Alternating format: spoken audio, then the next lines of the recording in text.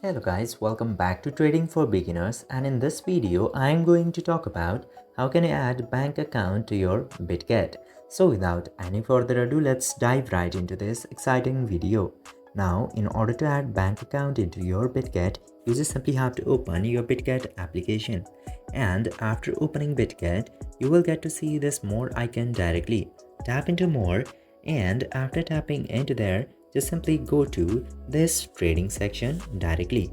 Now from trading section, you will get this option of P2P management. Simply select that, and after going into P2P management, you just simply have to confirm this agreement, and you will get this option of payment methods. Just simply select the option of payment methods, and first of all, you just simply have to tap into add button, and if you haven't verified your account by providing your ID card and your confirmation, you just simply have to verify your account and you will get the option to add your bank from this payment method section.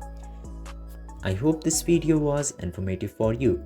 If yes, don't forget to like, share and subscribe to the channel to never miss another update. Thank you for watching this video.